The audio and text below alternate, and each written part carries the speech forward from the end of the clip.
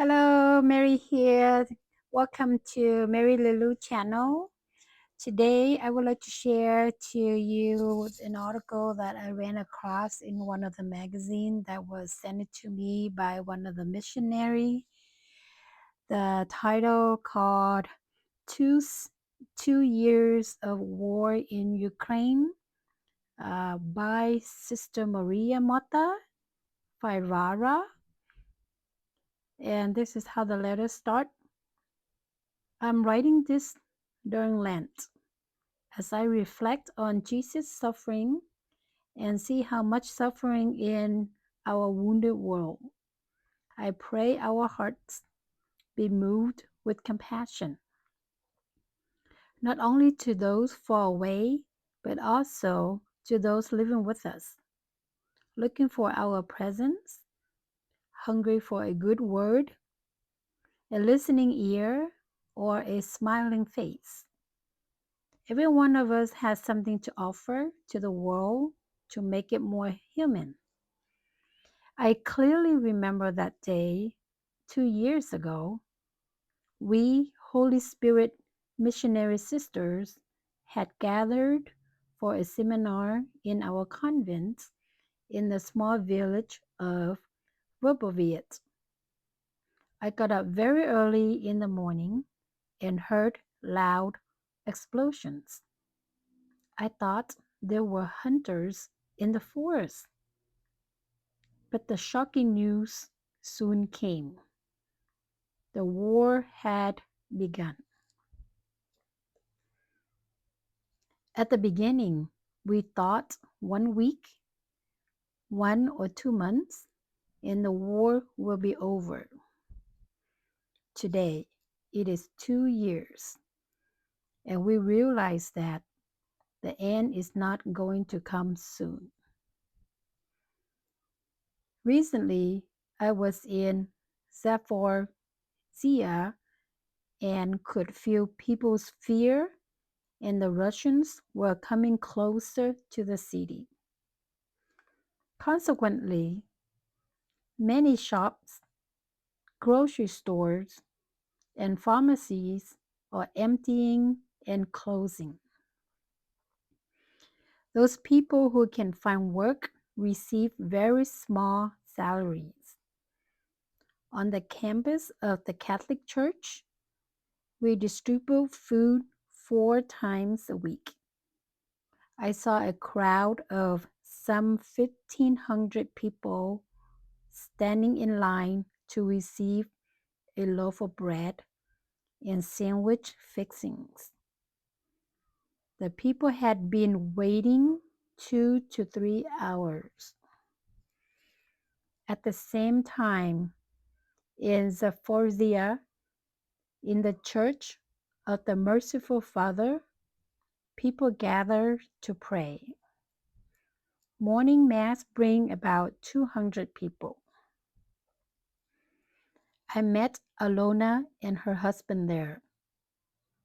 Their escape after the Russians took over their town and their house, they became our parishioners.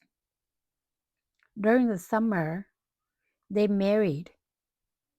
They had been together for many years. 10 years ago, they lost their 3 children in a car accident.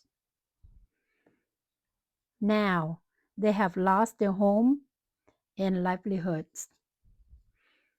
This sharing was very moving.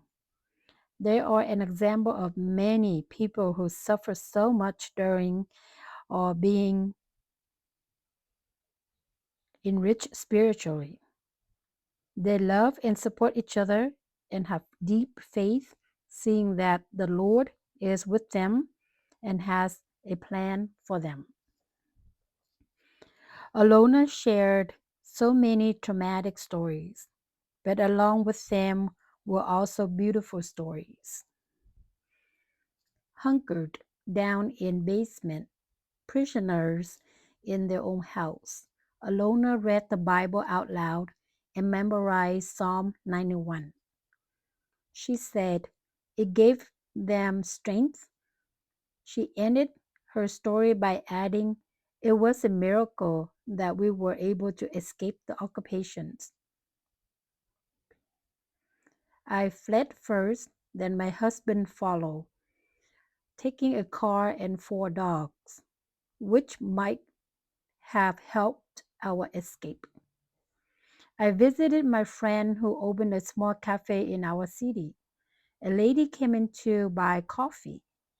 I could hear them talking about a shoulder, so I asked her if she has someone at the front.